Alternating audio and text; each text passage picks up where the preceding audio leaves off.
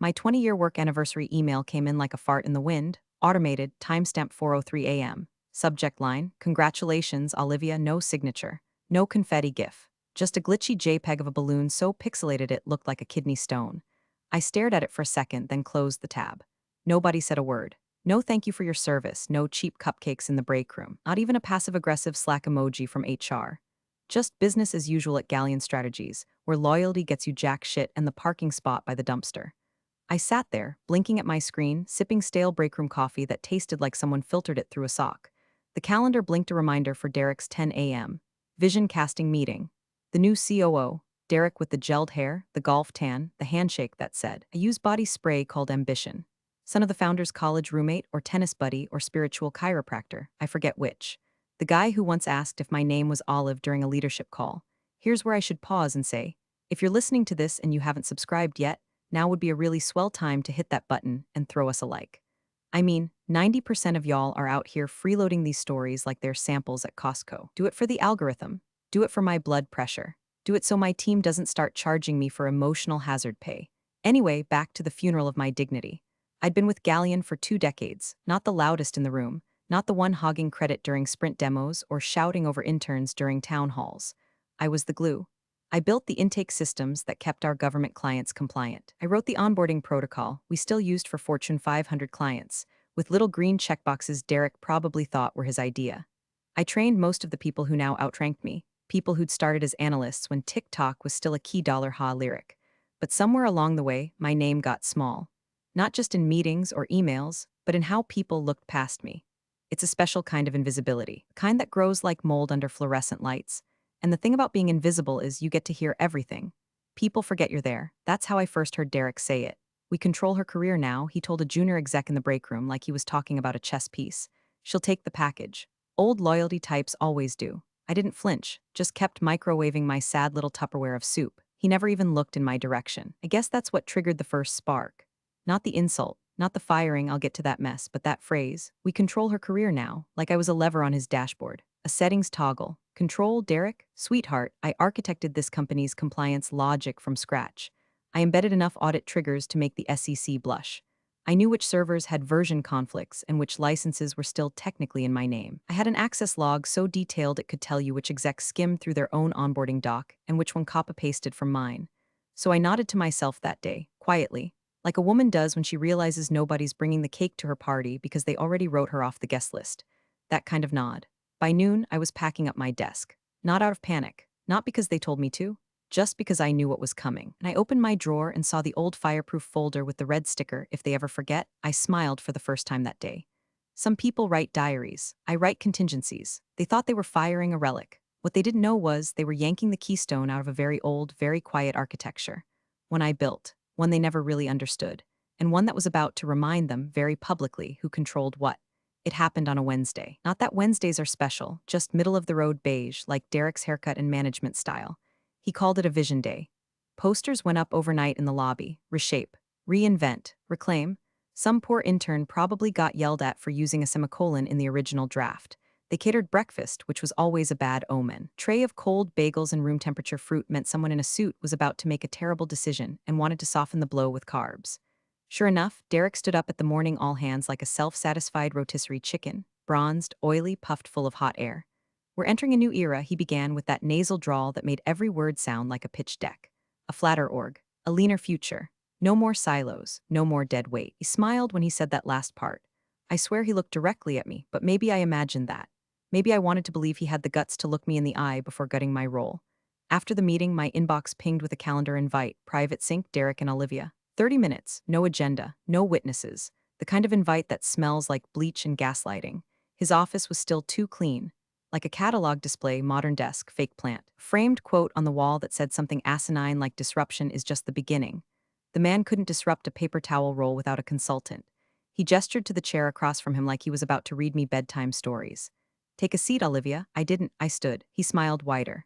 Okay, cool, your choice. Look, I'll keep this short. We're reshaping the org, and unfortunately, your role is no longer aligned with our vision. I stared at him. Stone-faced, you've done great work. 20 years, that's amazing, he added like I was being inducted into a nursing home. But we're looking to the future now, and it's time for new leadership to step in and take us there. He slid a beige envelope across the desk like it was a party invite. This is a generous package. You've got 60 days of pay, 2 months of benefits continuation, and a glowing reference letter I've already signed. I didn't touch the envelope. Didn't blink, I just watched his face. Now he continued, crossing his arms like he was settling into a TED talk. You could fight this, you could get all legal about it, but that's not the Olivia I've come to know. You're not a drama person. That's when he leaned forward, eyes bright like a Labrador who just buried a bone. We control your career now. Take the package and go. It's cleaner this way. Cleaner. I looked at his hands, ones that never built a damn thing in their life. Soft palms, manicured nails, shaking ever so slightly. He thought he was being brave. He thought this was leadership.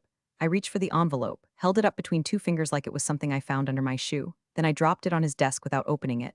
I won't be signing anything today, I said, voice calm, even, practiced like reciting a grocery list. He blinked. Olivia, this isn't a negotiation. The decision's been made. I nodded, just once. The kind of nod that makes men like him nervous. The kind that says, you'll regret this, but I won't raise my voice about it. I turned and walked out, shoes echoing off the tile like punctuation marks. Past HR, past the glass meeting rooms where they pretended empathy was a brand value. Past the interns with their wide eyes and rising panic. Can they really fire someone like Olivia? They can. But that doesn't mean they should have. At my desk, I powered down slowly. I didn't cry. I didn't rage. I just unplugged my mouse, one cable at a time, took my mug, my notebooks, and most importantly, my fireproof folder. I left the beige envelope sitting neatly on my chair, a little going away present for whatever poor soul thought they were stepping into my shoes. I hope they enjoyed the crater I left behind, because Derek had no idea what he just poked. He thought he was kicking dust off a relic. What he'd actually done was unseal a loaded vault. The house was still when I got home, just the hum of the fridge, the soft creak of the floorboard by the back door, and the faint sound of my neighbor's wind chimes clinking like bones in a jar. I didn't turn on the lights. I didn't kick off my shoes. I went straight to the linen closet in the hallway, reached behind the stack of winter blankets no one uses, and pulled out the box. Fireproof, waterproof, emotion-proof. I placed it on the dining room table like it was a ritual. 3 clicks of the lock, hinges groaning open like a throat clearing before confession. There it was, right on top, a tabbed folder labeled in Sharpie if they ever forget. 10 years ago, during the Galleon-Lexar merger, everything had been chaos.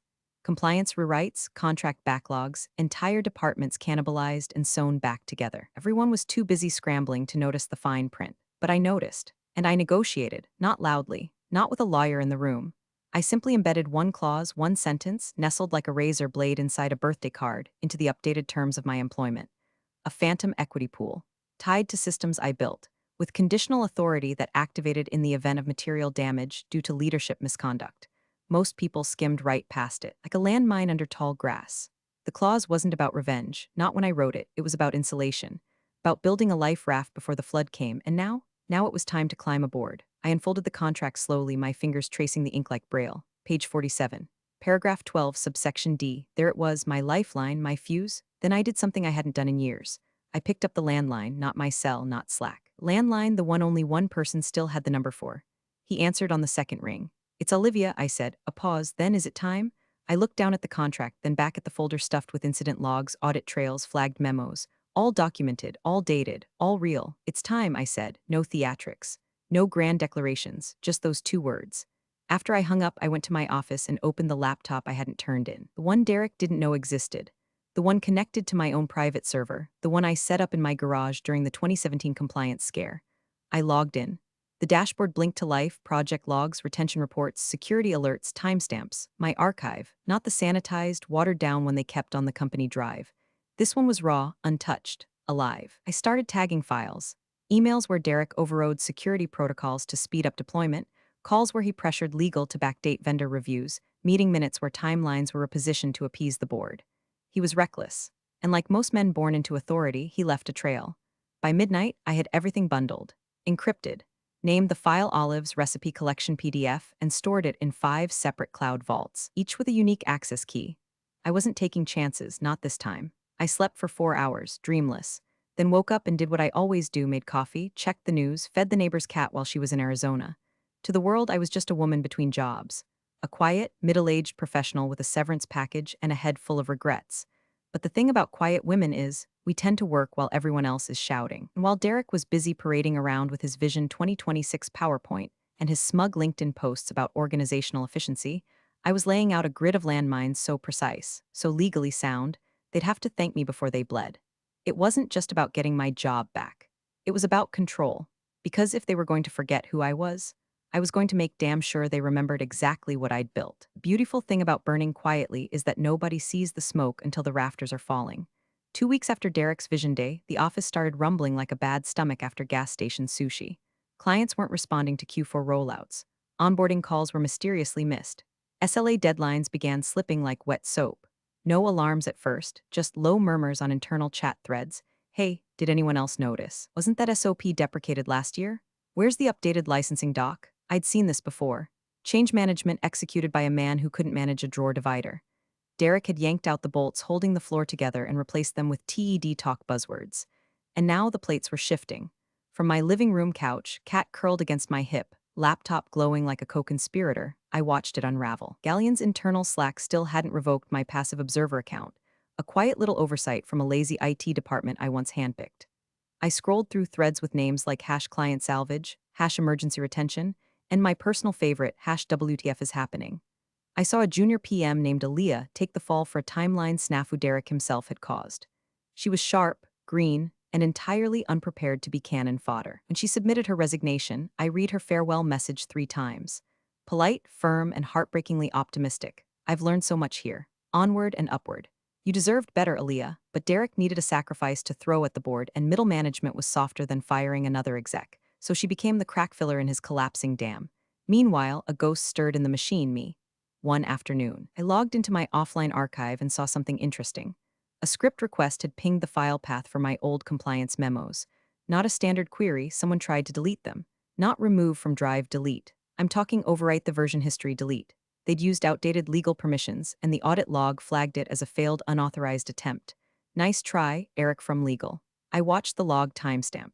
It happened at 3:47 p.m. That same day, Derek posted on Slack, excited to announce our simplified compliance structure. Clarity breeds excellence. I nearly choked on my coffee. My memos weren't decorative. They were cross-referenced in vendor contracts, layered into onboarding protocols, and included as validation checkpoints for third-party integrations. Deleting them wouldn't just cause confusion. It would nullify several key system workflows, which meant one thing: Derek was panicking. And panicked men with power make glorious messes. I called my lawyer again, just a 2-minute check-in. They've started touching your work, he said. I know, I replied, opening the next log file, and they're doing it badly. HR eventually marked my status in the system as inactive. No call, no confirmation, just a quiet flick of the switch.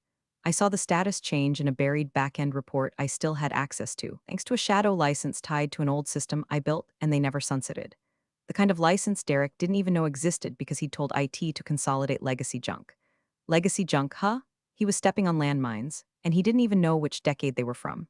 Every day brought a new blunder: a misfiled tax document, an expired third-party cert, an acquisition prep file missing digital signatures I alone had authority to provide. The board hadn't noticed yet, but investors had. And when investors notice, the countdown begins. I watched it all unfold from the quiet hum of my kitchen, like a conductor with no baton, watching the orchestra tune itself into chaos. Validation wasn't loud. It didn't scream, "Look what they did to me." Validation just whispered, "Watch what happens next." And I did, with meticulous, ice-cold joy. The call came on a Thursday night just past 8:30. I remember because Jeopardy! Had just ended and I was halfway through a microwaved brownie that tasted like regret and office breakups. The screen lit up with a name I hadn't seen since the last company retreat: Sylvia Halpern, Senior Manager of Strategic Operations. Smart woman, a survivalist, the kind of person who never makes a call unless the ship's already taking on water. I answered on the second ring. Olivia. Her voice cracked like she'd been holding her breath too long. "It's Sylvia. Sorry to call so late. I didn't know who else to ask." I leaned back, kicked my feet onto the ottoman, and let the silence stretch. Let her fill the space. People always do. "I was in a strategy sync today," she said, swallowing hard. Derek brought up the weighted forecast integration report. "The 2021 one, the one you built." Of course he did. He pulled it up like he owned the thing, started quoting numbers, but it didn't make sense. The inputs weren't matching the client matrix. He got red in the face when Dev tried to ask about the dependency variables. I didn't say anything, just listened, sipping chamomile like it was bourbon. Sylvia inhaled sharply. "I have to ask, did you leave a version behind? Is there a walkthrough maybe? A draft? I mean, we can't find the source logic. Just says Galleon partial licensed use OHV 3.4 in the metadata." Was that you?" "They only licensed it," I said flatly. "Never owned it." The silence on the other end was almost warm, like static from an old radio tuned to the truth. She hesitated. "He's calling it proprietary. Claims it's our internal IP. But the clause, I think legal's starting to realize." She didn't finish the sentence. Instead, she asked, voice barely above a whisper, are you coming back? That one hit the air like a dropped pin in a courtroom. I could hear the fear in her tone, but also something else. Hope, maybe even loyalty. I hadn't expected that from Sylvia. She always played things too close to the vest to pick sides. I didn't answer. Just stared at the file I had open on my screen, Architect Clause Activation Guide PDF. I'd revised it the night before. Tightened the language. Highlighted Derek's violations, but I said nothing. Let her sit in that question. Okay, she whispered after a beat like the wind had gone out of her. I didn't mean to put you in a spot. If anyone can stabilize this thing, she trailed off. She knew, everyone knew. Then her voice shifted, lower, more conspiratorial. Between you and me, legal's panicking. I heard someone say the word exposure in the lunchroom. And Derek, he's snapping at interns. Snapped our client yesterday. I don't think he realizes what he's done. Oh, he didn't, not yet, but he would. Just do what you need to do, Olivia, she said quietly. Some of us remember who built this place, who held it together when the merger almost killed us. We haven't all forgotten. Then she hung up. I sat there still, the silence settling over me like ash, not triumphant, not gloating, just waiting, watching the weight of the house lean toward my side. I looked again at my screen, logged into the archival shell I'd built in 2015, intended for audits and due diligence, but now pulsing with something more potent, leverage. In another window, the current org chart flickered open. Derek's name at the top. Below him, a dozen others, some who knew better, some who didn't, all standing on foundations I'd laid and forgotten. Asset or agent? I smiled. Let them wonder. That was always my favorite position anyway. Not in the spotlight, just behind the curtain holding the switch. The email hit just before lunch on a Monday, a time normally reserved for soggy sandwiches and budget reallocations, but this one came straight from the lead investor's office. All caps subject line, urgent, acquisition timeline at risk penalty clause implications. There's something almost musical about panic written in corporate font. Cold, sharp, sterile. The board didn't forward it. They summoned legal. Within the hour, the chief counsel was pale, sweating through his collar like someone had just whispered the word malpractice into his salad. Because the thing about due diligence in a high-stakes acquisition is that it doesn't care about ego or vision decks. It cares about signatures, compliance locks, and unbroken chains of authorization. And one of those links had my name on it. Back in 2013, I'd helped design the compliance module that ensured all third-party data usage met international audit standards. It wasn't flashy, wasn't the kind of thing execs bragged about at retreats, but it was essential. It sat buried in the architecture like a spinal cord, overlooked until it cracked. And during the merger rewrite, I'd quietly insisted that key activation protocols include dual auth signatures, one from the acting leadership, one from the originating system architect, me. The clause was reviewed, approved, and buried, until now. Legal tried to activate the module to prep the acquisition docs for the buyer's team. The system spat out a denial, signature authority, incomplete, access rejected. And when they dug into the backend to override it, it didn't just block them, it triggered a compliance alert. Logged, time-stamped, archived. With a polite message I'd embedded years ago, please consult originating architect for final validation. Integrity is a legacy issue. That's when Derek panicked. And panic, as we've established, makes for good theater. He dragged out an outdated clearance form from some dusty onboarding binder and manually signed off on it himself, scrawling a forged timestamp like a kid cheating on a math test. Then he pushed it up the pipeline with a Slack message that said, greenlit for legal, moving forward. Let's go, let's nope. Within 40 minutes, the buyer's legal counsel caught the inconsistency. This isn't valid, they said. Protocol breach on signature integrity. Due diligence cannot proceed under these terms. Meeting canceled. Buyer postponed their evaluation call indefinitely. The penalty clause kicked in like a boot through drywall. 6 figures lost on a delay that never should have happened. The CEO's silence lasted 5 hours. Then, in a ripple of barely contained corporate fury, an emergency board meeting was scheduled for the next morning. Subject line simple, brutal. Governance failure, immediate response required. Derek tried to do damage control, but it was like watching a dog try to explain algebra. It's a minor tech hiccup, he told someone in finance. We're just waiting on a patch, but everyone knew. This wasn't a hiccup. It was a warning shot.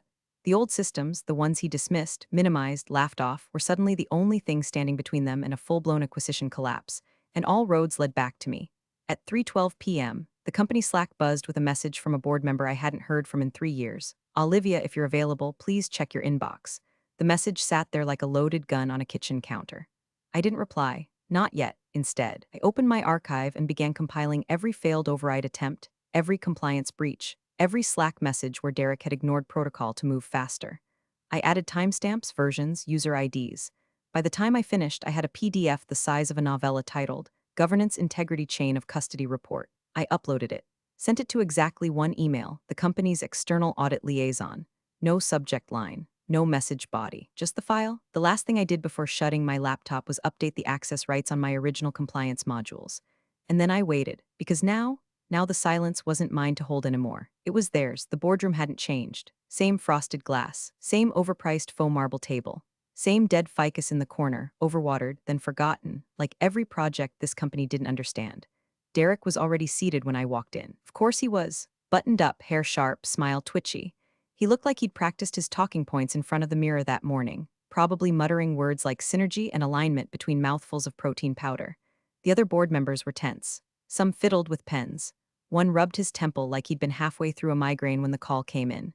The CEO, Arthur Langford, sat at the head of the table looking less like a titan of industry and more like a man trying to remember where his empire's floorboards had gone. I didn't say anything as I entered, didn't sit down, just walked to the far end of the table and placed a slim, leather-bound folder in front of me. One sheet inside, protective plastic cover, no fanfare. Derek cleared his throat, loudly. Before we begin, I'd like to say this is highly irregular. She's no longer an employee. This meeting is for active stakeholders and executive. Derek, one of the board members, cut in, voice flat. Sit down, he did. His jaw twitched like it was trying to file a lawsuit. Arthur looked at me then, eyes dim but curious. Olivia, thank you for coming in. We're hoping you can clarify a few things. I nodded once. Then, without a word, slid the folder across the table. It landed softly in front of the company's general counsel, Patricia. She'd been around since the Lexar merger. She knew the landscape, knew me. She flipped it open, pulled out the contract inside, and began scanning. Page 47, I said evenly, no emotion, just instruction. She turned to it. I watched her face change, not in a cartoonish way, not slack-jawed horror, but in a slow tightening around the eyes, a stillness, like she'd just realized the floor she was standing on wasn't a floor at all. Subsection D, I added. Her lips moved as she read. Then she stopped. Her gaze lifted to Arthur. She's right, Patricia said quietly. This clause was embedded during the 2013 rewrite. It was reviewed and ratified with the rest of the merger documentation. Arthur frowned. What clause? Derek started laughing, short, nervous, stupid. Come on, this is absurd. You're going to take one sentence from a decade-old contract over the actual executive team? This is a distraction. We're hemorrhaging investor confidence, and you're all letting a disgruntled ex-employee sit down, Patricia said, sharper this time. He shut up. She turned back to the document, her voice going steady, clinical. Clause 12, subsection D. In the event of documented leadership misconduct resulting in material damage, the originating architect of proprietary compliance frameworks holds temporary administrative oversight over said systems, including licensing, governance structures, and audit protocols. Someone exhaled, loudly. Patricia continued. That includes compliance assets tied to due diligence protocols, investor reports, and platform integrity, all of which are currently under restriction because they require her signature to unlock. Arthur leaned back slowly. So what does that mean in practical terms? Patricia looked directly at him. It means she's not an employee, she's a signatory authority, a structural administrator. And based on the wording, she glanced back at the page, then up again. She outranks Derek, and possibly you. The room went completely still. Even the ficus looked stunned. I watched Derek's face go pale, then flush, then pale again. A man watching his parachute open and finding someone else's laundry inside. He started to speak, then didn't. I finally sat down, no folder, no laptop, just me. Calm, composed, not angry. Just home, I folded my hands on the table and looked around the room. One by one, they all looked back. Let's proceed, I said. There's a lot of work to undo. And nobody, not even Derek, argued, because this wasn't revenge. This was restoration, and I had every right to be there. Patricia read the clause again, slowly this time, like it might rewrite itself on the second pass. But paper doesn't flinch and ink doesn't lie. In the event of leadership misconduct resulting in demonstrable material damage, she said, her voice like cold glass, the originating architect of the enterprise compliance infrastructure shall be granted temporary oversight authority over all systems, governance protocols, and licensing functions, per Charter B, Clause 12, subsection D. She looked up directly at the CEO. Olivia is not operating as a former employee. She is executing authority as a structural signatory under Charter B. You could feel it happen, the tectonic shift in the room, the kind of moment that doesn't need a voice to declare it. Phones stopped buzzing. Pens froze. People who once leaned back now leaned in. It was no longer a question of if this was real. It was how long they'd ignored it. Arthur Langford, same CEO who'd once called me the firewall whisperer during a holiday party after too many glasses of something expensive, just blinked. He looked at me like I'd grown a second head. His mouth opened, then closed, then opened again.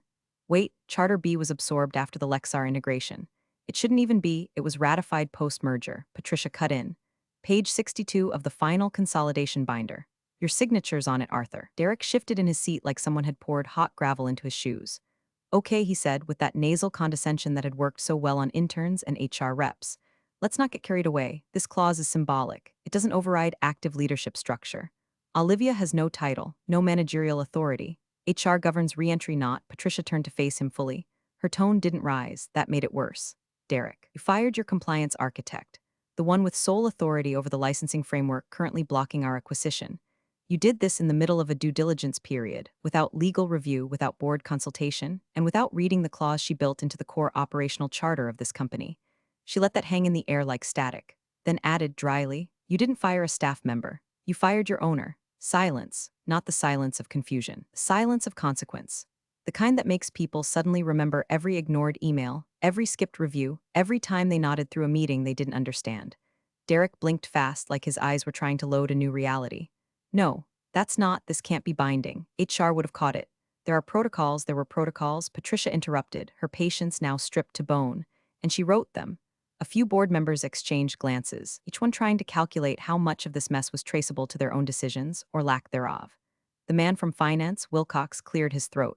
So what exactly does this mean, today? Practically speaking, Patricia didn't look away from Derek. It means Olivia holds provisional oversight powers tied to every legacy system, including the compliance architecture, data governance workflows, and vendor authorization keys. She has legal authority to approve, deny, or reroute any actions affecting operational integrity until such time as an internal audit deems leadership restored to compliance. Another beat. Then she turned to me. Would you like to assert your rights now? I exhaled through my nose, calm, steady. My breathing was the only sound in the room. I already have, I said. Everyone just watched. Waiting. In the corner of the room, Derek looked down at his hands like they'd betrayed him. And all I could think, as my pulse slowed to a deep, precise rhythm, was this: you were so sure I'd stay quiet, so sure I'd walk away. But you never read page 47. And now you're reading me. I stood, no tremble, no anger, just gravity. My folder was already closed, tucked neatly under one arm like a sermon that had just been preached. The board waited. Derek, ashen, silent, looked like he was trying to melt through the chair. I looked at them all, my voice smooth as static before a storm. Here are my terms, the room inhaled. I don't want a title, I said, no VP, no senior anything. I answer to no department, no C-suite ladder, no chain of command. I want no team, no direct reports. No one wasting time scheduling coffee chats about synergy. A pause, I report to the board only. I oversee system compliance, architecture, governance, integrity. Everything I built, I keep. Every function that touches what I designed now answers to me. I held their gaze one by one. Let them feel it. My decisions are final, non-negotiable. Any override will trigger a system rollback and a formal notice to the investor group. Then, very casually, my compensation will triple. Silence, not disbelief, acceptance. They weren't shocked that I asked for it. They were shocked they hadn't thought to give it before. One of the directors, Jacobs, I think, whispered to the lawyer without looking away from me, "Can she do this?" Patricia didn't even glance up from the contract still resting in front of her. "She's not doing it, she already did." Arthur swallowed hard, his face pale under the fluorescent lights. "So we work for her now?" I didn't answer. Patricia did. Yes, one syllable. Sharp enough to cut through every illusion that had ever walked into that boardroom in a branded fleece vest thinking tenure equaled power. Derek stood slowly, like he wasn't sure how knees were supposed to function. He opened his mouth, no doubt about to bleat some final protest, but Arthur raised a hand. "Leave the room, Derek." That's all he said. No anger. Just the dry finality of a man who'd gambled with a system he didn't understand and lost the company's future to a clause he never read. Security was already waiting outside. Quiet, gray suits, the kind that moved without expression. Derek gathered what little paper he had, but his eyes stayed locked on me. Not defiant, just stunned. A man whose world had been coded by someone else. As he passed, I turned toward him. My voice was soft. No cruelty, no triumph, just the truth, worn like iron under silk. "You should have read what you signed." He flinched like the sentence itself had mass. And then he was gone. I turned back to the board. No applause, no nods of approval, just a slow, collective recalibration. The room itself seemed to lean differently now, like the building had shifted 1 inch to the left and no one could explain why. I reached into my bag, pulled out a small card, and placed it on the center of the table. "My updated directory profile," I said. The card was blank except for one word, etched in clean black font: architect. Not a title, a reality. The foundation, the designer, the firewall, the backbone. I walked out without another word.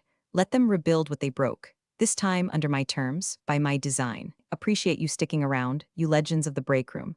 Subscribe for more chaos. Let's make your old managers spill their coffee in fear.